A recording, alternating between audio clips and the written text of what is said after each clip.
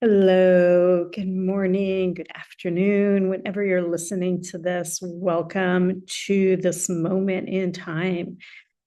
I'm recording this in the first week of February. February is definitely that month of love, self-love, love with another, love of your life, love of yourself. We're entering into February 14th here in Canada, and it is that time to really honor our relationship to love. Other than that, we are right now in the energy of the Pisces North Node, which is all about self compassion, moving away from the critic, moving away from the perfectionist, moving away from over analyzing that Virgo ness of being in the analytical perfectionist mode. And for me, I personally have struggled for most of my life with perfectionism, with a really, really strong judge of self, judge of others, always looking how and what is a better way to do things. Not that that's wrong, but if it's done in a harsh way or in a way that is actually not life enhancing, then it does not serve. So I wanted to jump in today and share just a few tips on working with the inner critic. So the first tip is name your inner critic. Have some fun with this. Okay, we all have it. There's nobody here that does not have an inner critic. Why don't you give your inner critic a name? And I've given mine a long time ago, Judge Judy. And I have different names for different parts of myself, which I find lots of fun with. But Judge Judy's been with me for a long time. And I call her out. I'm like, oh, here she is again. So once you give her a name, identifier, then recognize, oh, she is active. She is running the show at the moment. So awareness, name, and then awareness, and then allow her to be present. So for a long time, I would like shut her down, push her down, try to control her. There's no there's no point in controlling her, but why not invite her and say, oh, okay, you're here. Let me listen to you for a moment. You are allowed to be present. You are allowed to be here, and you're allowed to speak up.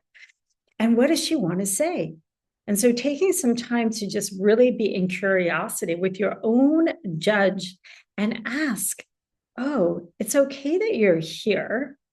And where is the message behind what is bothering you right now? Where are you feeling it in your body? Bring it into the somatic experience of your body. So where does that tightness of judge, of that critic live within you? Take some times and take a few deep breaths right into that area of your body that's tensing up. It could be a place that you're constantly tense up. For some people, it's their throat. For some people, it's their tummies. For some people, it's their face and they get migraines. So where is that?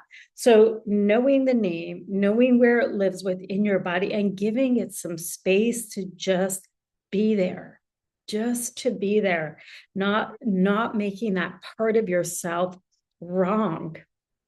And I've been doing this practice and just allowing safe space for my judge to be present, not pushing her down, not condemning her, not trying to say, oh, I'm a bad person because I have a judge, but really allowing that part of me to be present.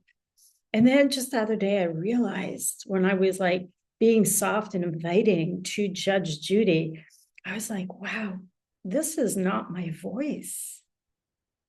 This is actually not really who I am. I don't have to over identify with just Judge Judy. I'm not only Judge Judy, and Judge Judy was a learned behavior from a long, long time ago. That is not even my behavior. It's a behavior I picked up probably from my parents. Yes, my parents. And we all have those imprints from our parents. Not that they did anything wrong, but it was our interpretation or our way of protecting our fragile selves within, the fragile you within that maybe put up this wall for protection. And just allowing yourself to recognize, oh, when did I start acting this way? And how could I soften and just accept this part of myself, not making it wrong? Just accept this part of myself. Just love this part of myself with full tenderness and compassion. And then come back into the here and now when you're ready. And knowing that she's there and it's okay. It's just one part of you. It's not all of you. You're not only a judge. You're not only critical. I'm sure that there's also many other parts of you that are amazing and loving and tender. So in this month of February, in this month of self-love, what could you commit to in the areas of acceptance of who you are? And for many of us, we get to be supported by coaches, by therapists, to be witnessed, to be guided along your path, to be someone to hold your hand, because sometimes it's scary to go into uncharted territories alone and to make sense of what's coming up. And so if you're looking for support, please reach out. Know that you are not alone and that you are not crazy and that you are not bad and that you are loved and that you are meant to be here at this time and shine in the world. Sending you so much love today, every day. And may you continue on this path of self-love and growth. Namaste. Brandee.